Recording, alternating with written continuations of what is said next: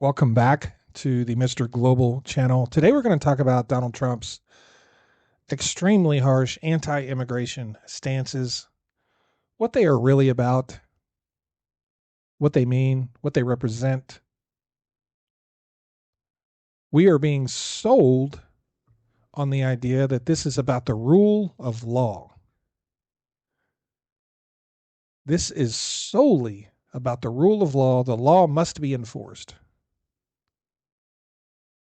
But it is, of course, much more than that, as we know. Fundamentally, it's about racism, xenophobia. It's about preying on our fears, our differences. It's about prejudice. It's about creating a bad guy. You got to have a bad guy. Every hero has got to have a bad guy. And it's about letting loose the worst of our impulses to heighten and maintain division in society. That is what this is about. And the mass deportations, which we were told all along, we're just going to deport, the criminals, the violent criminals. We're trying to keep America safe. And what have we seen? We've seen mothers, fathers pulled from work, pulled from school pickup lines, pulled from wherever, right in front of their kids.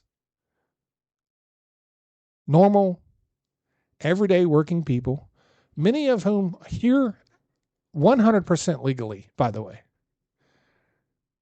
They may have residency, they may have a green card, they may have work permits. They're simply revoking their legality to make them illegal, claim they broke the law,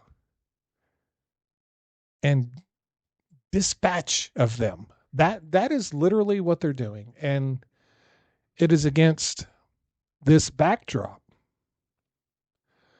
that, much of this week's news has taken place. The talk about, the museums, they say the slavery's bad. Yeah, well, it is bad, sir. We shouldn't have to explain to you that slavery is bad. That's a thing. Slavery is bad. It is a thing. The federalization of the DC police force and bringing in, deploying a lot of red state National Guard troops into a city that is a plurality, black people. The phasing out of support for non-native English speakers in school, making it more difficult for legal immigrants to be here, and just, it's insane. It is a direct attack on our immigration system as a whole. And so what I've seen so far is not much to do with violent criminals, a lot to do with moms and dads and families who happen to be of a certain tone. And this is because it's really about white nationalism,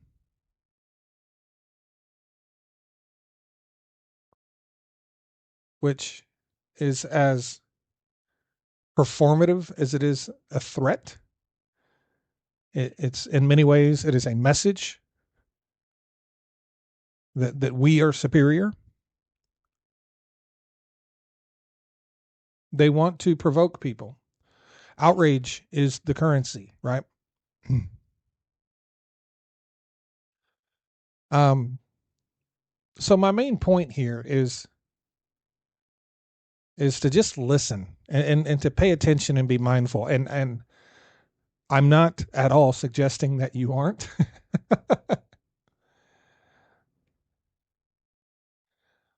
But I listen to the news like I listen to music. If I do listen to the to the news, I try to hear what's underlying, if that makes any sense.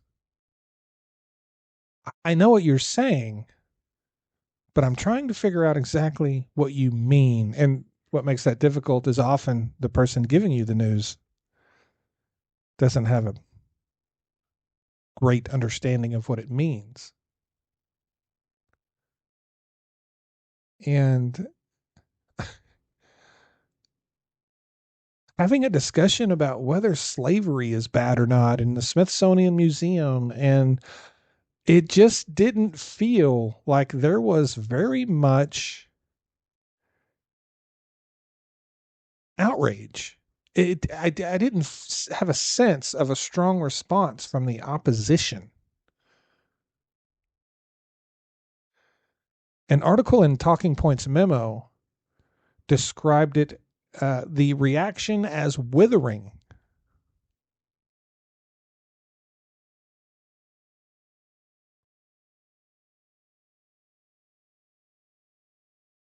It goes on to read that the same social media post, Trump explicitly compared his attack on the Smithsonian to his attack on higher education. I have instructed my attorneys to go through the museums and start the exact same process that has been done with colleges and universities, where tremendous progress has been made. Wow.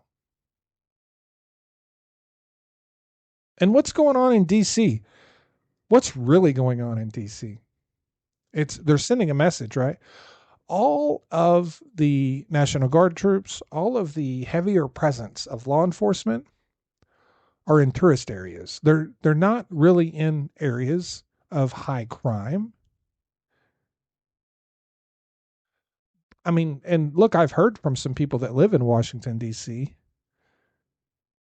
and they've been approving of it.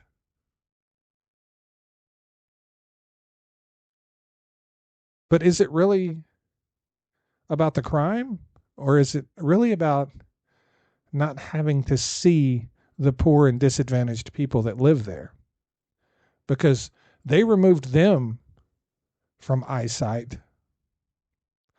I'm certain you do feel better when you're walking to work in Washington, D.C., not having to look at homeless people.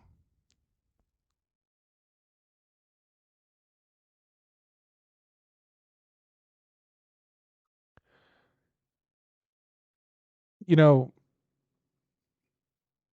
it seems now that all immigrants are painted with a brush of having anti American ideology for some reason, which is strange because they came here, right? They came here with some hope, some dream of a better life, maybe to protect their children, maybe to provide for their families. But now we are to believe that they are all anti American.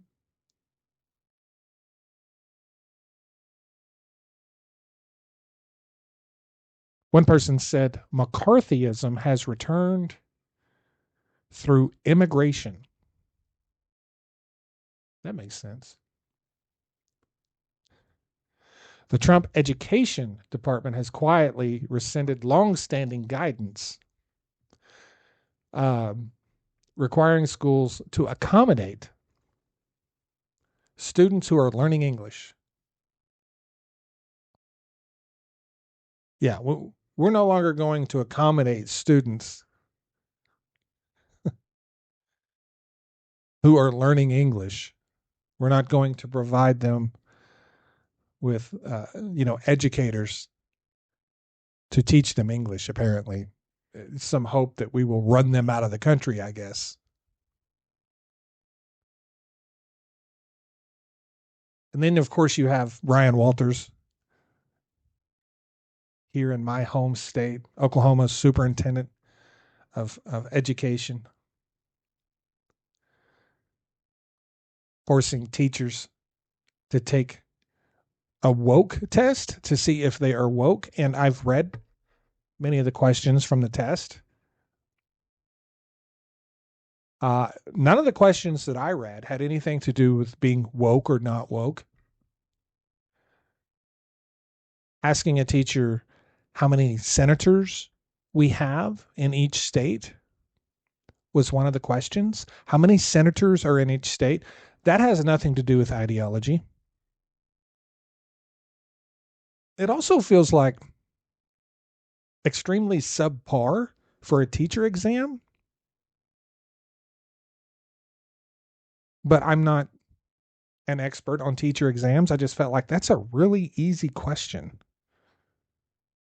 But of course, in Oklahoma, you don't have to be a licensed teacher to educate people because our teachers have left the state in such high numbers that you can get some sort of emergency exemption, some sort of certification, and you can literally just become a teacher in the state of Oklahoma. Yeah, you can. And the test is submitted by, of course, Prager University. Of course, Prager University, if you're not familiar, ultra right wing online education program. We are not bringing woke indoctrination into the classroom, says Ryan Walters. This is America first here in Oklahoma. It's not even Oklahoma first here in Oklahoma, by the way. I've been here my whole life. When I went to school here in Oklahoma, this is a true story. And this wasn't one class, this was pretty common. But basically, they told the kids who were the troublemakers, if you and I wasn't a troublemaker all the time. Sometimes. Hey, if you're going to be a troublemaker, sit in the back of the class. Don't cause any problems in the class for the kids that want to learn, and we'll give you a C or whatever. That was literally instructions when I was a kid going to school in Oklahoma. Most days I sat at the front of the class, but you know what? I did take quite a few days off and sit in the back of the class. I didn't feel like if I didn't feel like dealing with Mr. Robertson on any given day, I would just go to the back of the class. And on the days I would come back to the front of the class, he would say, "Welcome back. Welcome back, Mr. Randolph," is what he would say. A New York Times feature on northern Arkansas development called Return of the Land that is restricted to white heterosexuals. The passage was a coup de grace. Wow. This is about the all white town in Arkansas they're trying to build. I mean, whatever. I maybe those people should be segregated. You know what I mean? I've never once been a supporter of segregation in any way. But when I see these people that want to live in a town where that only their race lives in, and I hear them speak, as bad as it may sound, and please forgive me if this does sound bad, but it does cross my mind. Like maybe you should be isolated from the rest of us. Maybe I don't want my children to have any possibility of coming in contact with any of those people. Just maybe. Just maybe.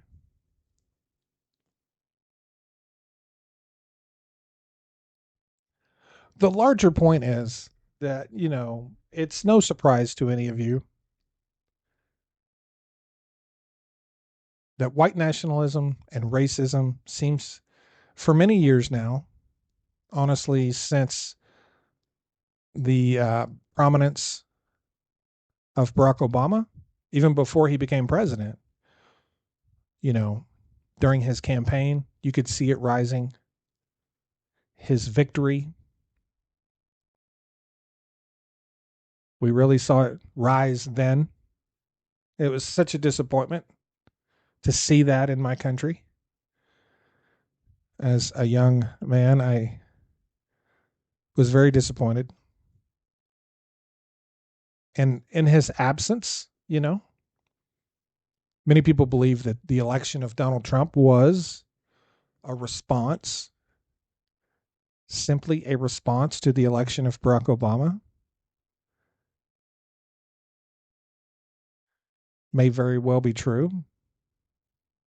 That's something that can be debated forever. May very well be true. The point is, the one thing that has significantly grown during the Obama administration and continued during the Trump administration was this white nationalism, racism.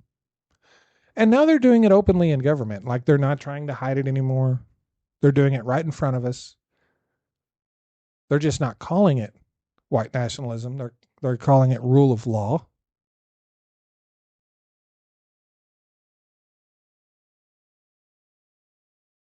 Call it what you want, but you can call it a strawberry cheesecake. It's white nationalism. It's white nationalism. It's racism. It's you trying to press your superiority on others. And in addition to those people, to the people that support those people.